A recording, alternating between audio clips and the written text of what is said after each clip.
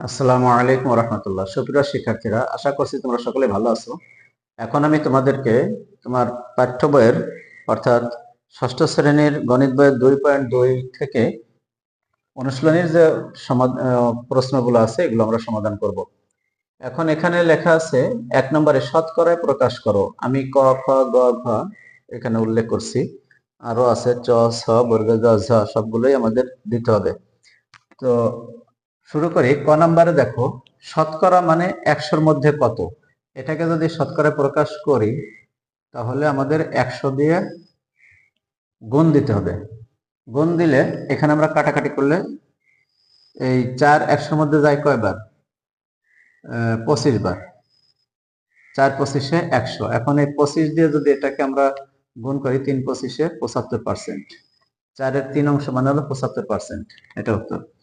খ নাম্বারে এটাকে আমরা যদি শতকরা প্রকাশ করি তাহলে এভাবে গুণ দিব। তো এইখানে 5 আছে, 15 আছে, 15 আর এখানে আছে 100। আমরা 5 দিয়ে যদি কাটাকাটি করি, 3 দিয়ে 5 দিয়ে কাটাকাটি করতে হবে। 5 দিয়ে কাটাকাটি করলে 3 5 15 আর এখানে আসবে হলো 5 20-তে 100 কাটা গেল। এখন যে কাজটা সেটা হলো 20-র সাথে 20-এর 7-এর গুণ আর এই 3 আলাদা থাকবে। তাহলে 7 দুগুণে 14, 140/3 হলো। এখন এটাকে আমাদের অপ্রকৃত ভগ্নাংশ আছে, মিশ্র করে ফেলবো। মিশ্র করলে কি হবে? এই 140-কে ভাগ করব আমরা। 3 এই 14-এর মধ্যে যায় হলো 4 বের, 4 4 12, 4 4 12 বিয়োগ করলে নামবে 2 আর এই 0। এখন এই 3 20-এর মধ্যে যাবে 6 বার, 3 6 18 বিয়োগ করলে নামবে 2। এখন এটাকে আমরা এভাবে লিখে দিতে পারি, এই 2 উপরে 3 নিচে, অর্থাৎ 46 অর্থাৎ এই 46 পূর্ণ 2/3 পার্সেন্ট চলে আসলো। এটা হলো উত্তর।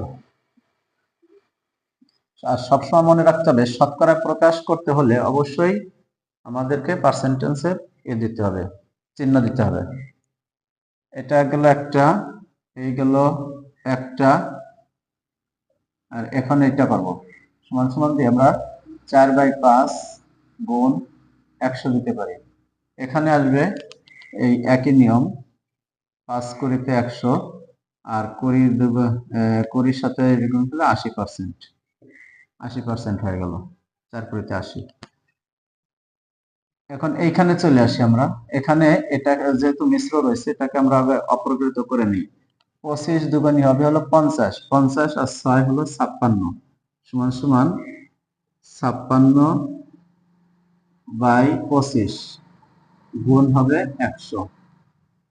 এখানে 25 একবারেই 4 বের চলে যায়, 4 25 100। এখন 4-এর সাথে এটা গুণ করে দিলে হয়ে যাবে আমাদের 4 ছক 24 আর 4 হাতে থাকে আমার 2, 4 5 20 আর 2 22, 224%।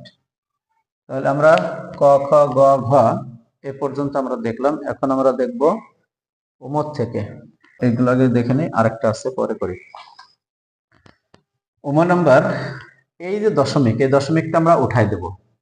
দশমিক ওঠানোর নিয়ম হলো, দশমিকের জন্য একটা 1 আর 2 ঘরের জন্য 2টা 0। তার মানে হলো এই 25/100, অর্থাৎ এই 25:100। এখন এটাকে সরলীকরণ করে দিলেই হবে।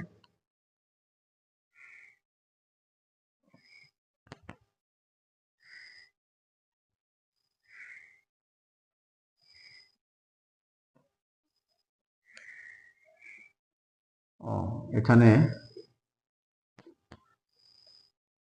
গুণ হবে আবার 100, 100 কেটে গেল, থাকলো হলো 25%। 25%, দেখি উত্তর ঠিক আছে নাকি। 2.2 এর 1 নম্বরের 25%। হ্যাঁ, 25% ঠিক আছে।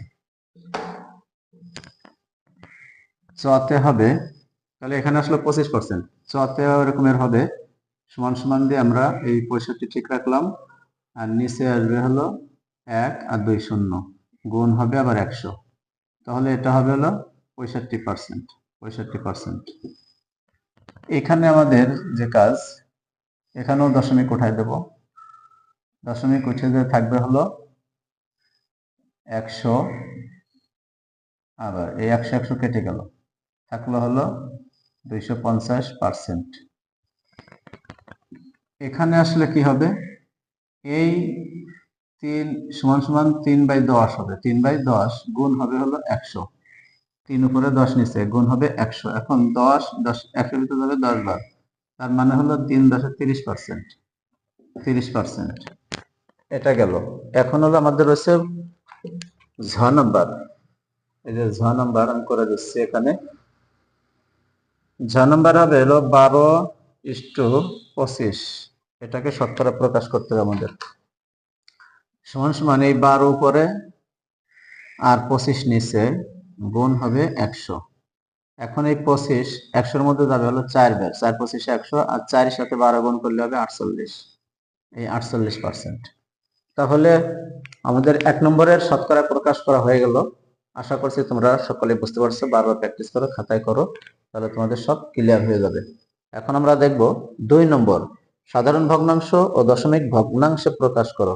ভগ্নাংশকে আমরা শতকরা করলাম, আর এখন শতকরা আছে, এটাকে ভগ্নাংশে প্রকাশ করে দিব। এখানে আছে 2 নম্বরে সাধারণ ভগ্নাংশ ও দশমিক ভগ্নাংশে প্রকাশ করো, অর্থাৎ এ জায়গা পার্সেন্টেজ দিয়ে আছে, সাধারণ ভগ্নাংশে প্রকাশ করে দিতে বলছে। আমরা সাধারণ ভগ্নাংশ এভাবে প্রকাশ করব। এই যে পার্সেন্টেজের জন্য আমরা 100 পাবো, উপরে মূল সংখ্যাটা থাকবে, নিচে চলে আসবে 100। এটাকে আমরা সাধারণ ভগ্নাংশ পেয়ে গেলাম। আমরা একটু সরলীকরণ করে ফেলাই, 5 দিয়ে আমরা করে 5 নং 45, আর এর নিচে আসবে 5 কুড়িতে 100, 5 কুড়িতে 100। তাহলে আমাদের 9/20 হলো এখানকার উত্তর।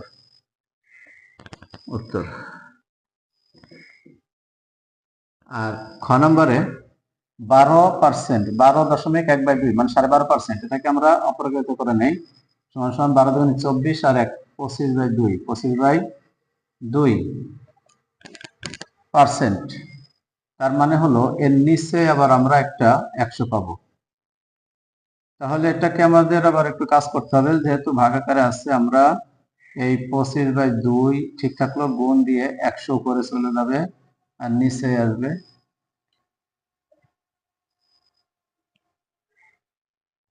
1 উপরে যাবে, নিচে আসবে 1 উপরে যাবে, নিচে আসবে 100। এখন এটা 200 হয়ে গেল, 25/200।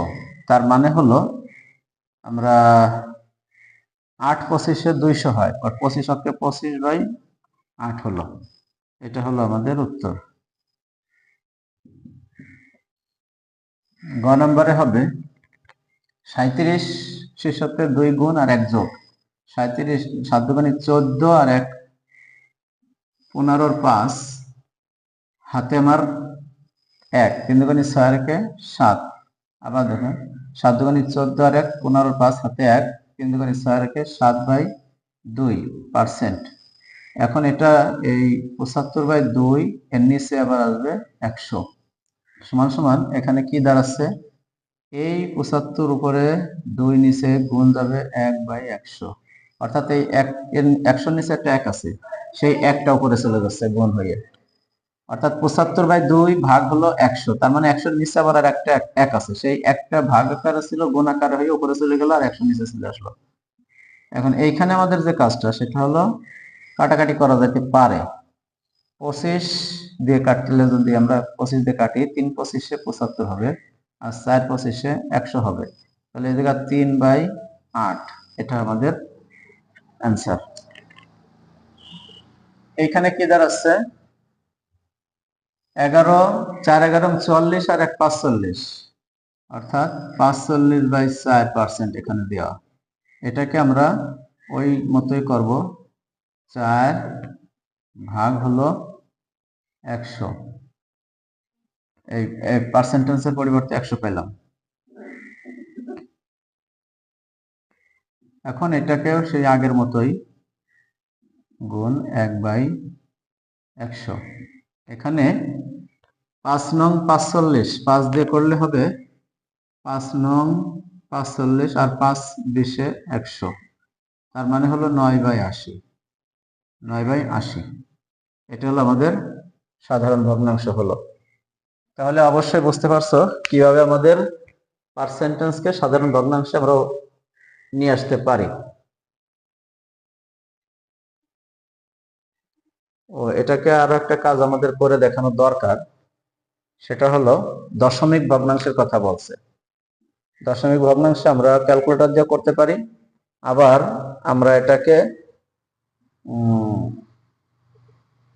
এমনিও করতে পারি। তো ক্যালকুলেটর দিয়েই করি। 9কে যদি আমরা ভাগ করি 20 দিয়ে, তাহলে আমাদের আসতেছে হলো 0.45। 0.45 এটা সাধারণ ভগ্নাংশ আর এটা দশমিক ভগ্নাংশ। এখানে আসতেছে আমাদের 1 কে ভাগ দিতে হবে হলো 8 দিয়ে। 1/8, তাহলে দাঁড়াবে হলো, আবার দেখি 1/8, তাহলে আসতেছে 0.125 এটা। আর এখানে দশমিক ভগ্নাংশ আনলে হবে 3/8। 3/8 হবে হলো 0.375। আর এখানে 9কে 80 দিয়ে ভাগ দিলে হবে 9/80 হবে হলো 0.1125।